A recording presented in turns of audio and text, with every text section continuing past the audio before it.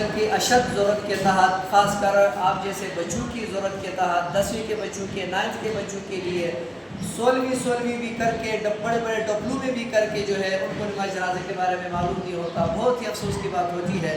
اسی لیے آپ کی ضرورت کو ملحوظ رکھتے ہوئے آج نماز جنازہ پہ آپ کے سامنے لیکچر دیا جاتا ہے، اور کچھ بورڈ پہ لکھ کر بھی آپ کو بتا دیا جاتا ہے کہ نماز جنازہ کسے کہتے ہیں اور یہ ہے کیا چیز۔ نماز جنازہ ایک جنازہ ہوتا ہے، ٹھیک ہے نا، ایک معنی میں چارپائی کو کہتے ہیں، دوسرے معنی میں میت کو کہتے ہیں۔ تو نماز جنازہ جو عام طور پہ ہم سمجھتے ہیں، آپ فہم یہ ہے، اس کی تعریف یہ ہے، نماز جنازہ وہ نماز ہے جو بغیر رکوع اور سجدے کے بطور مغفرت کی میت پر پڑھی جانے والی نماز کو نماز جنازہ کہتے ہیں، جس میں دعا تو میت کے لیے ہوتا ہے اور نماز کس کے لیے؟ اللہ تعالیٰ کے لیے ہوا کرتی ہے۔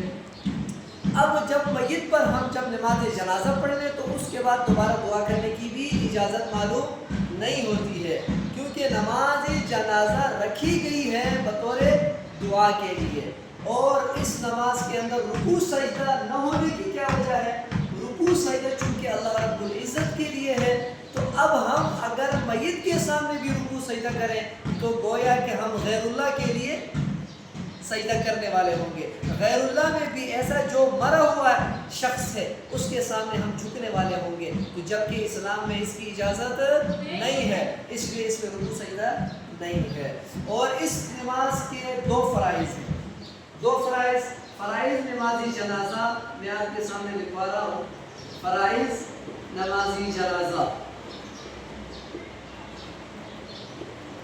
بورڈ پہ بھی آپ ملحوظ رکھیں۔ فرائض نماز جنازہ کتنے ہیں؟ 2 ہے فرائض نماز جنازہ۔ چلو میں ادھر لکھ لیتا ہوں ذرا صاف نظر آ جائے۔ اس کے 2 فرائض ہیں۔ نمبر 1 کیا کرنا؟ قیام کرنا۔ قیام کہتے ہیں کھڑے ہونے کو۔ قیام بمانا کھڑے ہونا، ٹھیک ہے نا، کھڑے ہونے کے معنی میں۔ اور نمبر 2 اس کے جو فرائض ہیں 4 تکبیرات۔ کیا ہے؟ 4 تکبیرات۔ نماز جنازہ کے 2 فرائض ہیں، قیام کرنا اور 4 تکبیرات کا ادا کرنا۔ باقی جو نماز کے اندر جو نماز کے لیے جن چیزوں کی ضرورت ہے، جیسے وضو کی، تو اس میں بھی وضو کی ضرورت ہے۔ ہاں، اس میں ایک چیز کی اجازت ہے، آپ جلدی میں آئے تھے، نماز جنازہ گزر رہا تھا، آپ کو اجازت ہے آپ تیمم کر کے فوراً شامل ہو جائیں۔ اور پھر اس کے ساتھ ساتھ یہ بھی فائدہ ہے، دیکھیں اس میں ان 2 فرائض میں آپ کو اگر نماز جنازے کی دعائیں نہیں آتی ہیں، وظائف نہیں آتے ہیں، جو دعا ہوتی ہے خاص کر جو بڑوں کے لیے دعا، چھوٹوں کے لیے دعا، لڑکا لڑکی کے لیے دعا، ٹھیک ہے نا، تو وہ دعائیں آپ کو نہیں آتی ہیں، آپ کھڑے ہو جائیں، آپ کی تکبیرات ہو جائیں گی، تو آپ کے فرض ادا ہونے کی وجہ سے آپ بھی نماز جنازہ میں شامل ہو گئے۔ تو اس لیے یہ 4 تکبیرات اور قیام کا کرنا سب سے پہلی چیز ہے مسلمان ہونے کے بعد، ٹھیک ہے۔ اگر کوئی کسی بندے نے یوں کر کے اللہ اکبر کر کے جب کھڑا ہو گیا، پہلے تکبیر بھی ہو گئی اور آگے 3 تکبیریں، اللہ اکبر، اللہ اکبر، اللہ اکبر، السلام علیکم ورحمۃ اللہ، السلام علیکم ورحمۃ اللہ، تھوڑے سے وقفہ دے کر، تھوڑا سا وقفہ دے کر اگر اس نے 4 تکبیرات کہہ دی تو اس کا نماز جنازہ ہو گیا۔ تو اب آپ کو سمجھ آ گئی نماز جنازے کا، انشاءاللہ سب کو اچھی طرح سمجھ آ گئی۔ 4 تکبیرات میں آپ پہلے تکبیر یوں کریں گے، اللہ اکبر، پھر آپ ثنا پڑھیں گے ولا الہ غیرک تک، پھر دوسری تکبیر آپ ہاتھ نہیں اٹھائیں گے، اللہ اکبر، پھر آپ درود شریف پڑھیں گے، اللہم صلی اللہ علیہ وسلم، پھر اس کے بعد اللہ اکبر، آپ آگے دعا پڑھیں گے، دعا پڑھیں گے، جی بالکل دعا پڑھیں گے بڑوں کے لیے، مرد عورت کے لیے۔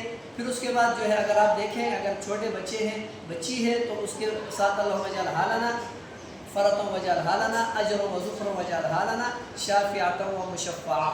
اگر لڑکا ہے، اللہم اجعلہ لنا فرطا وجعلہ لنا اجر و ذخر وجعل لنا شافعا و مشفعا، اس پہ اس طرح پڑھیں گے۔ اور جب یہ چیز پڑھیں گے اس کے بعد پھر اللہ اکبر، پھر سلام، السلام علیکم ورحمۃ اللہ۔ جب پہلے سلام آپ پھیریں گے آپ ہاتھ چھوڑ سکتے ہیں، السلام علیکم ورحمۃ اللہ چھوڑ سکتے ہیں۔ اور صف کے بارے میں نبی کریم صلی اللہ علیہ وسلم نے فرمایا تا صفیں ہوں، ٹھیک ہے، کم از کم 3 صفیں، اگر بندے کم ہے 3 صفیں بنانے کی کوشش کرے۔ 40 بندے اگر میت پر نماز پڑھتے ہیں، نبی کریم صلی اللہ علیہ وسلم کے ارشاد کے مطابق، کہ اس میت کی مغفرت ہو جائے، ٹھیک ہے نا، مغفرت کے لیے لوگ جمع ہوتے ہیں، جتنے لوگ زیادہ ہوں گے تو مغفرت یقینی ہوتی ہے، کیونکہ کوئی نہ کوئی شخص ایسا ہوتا ہے کہ جس کی دعا اللہ رب العزت قبول فرما دیتے ہیں، جس کی شمولیت اللہ تعالیٰ قبول فرما دیتے ہیں، تو اس میت کی مغفرت کا باعث ہوتا ہے۔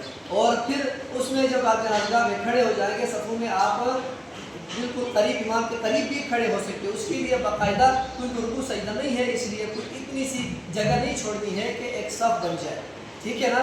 تو اور باقی چپلیاں وغیرہ جو ہیں، جوتے وغیرہ ہیں، وہ اس طرح کے آپ نکال لیں، ان کے اوپر رکھیں، اگر وہ گزارش سے صاف ہیں، گندہ نہیں ہے تو ٹھیک ہے نا۔ تو اس صورت کے اندر اگر وہ زیادہ گندے ہیں اس کو دور ہی رکھیں، اور بے شک آپ ننگے پاؤں کھڑے ہو کے نیچے زمین پاک ہونی شرط ہے۔ اللہ تعالیٰ اس پہ عمل کرتے ہیں، سمجھ آ گئی ہے؟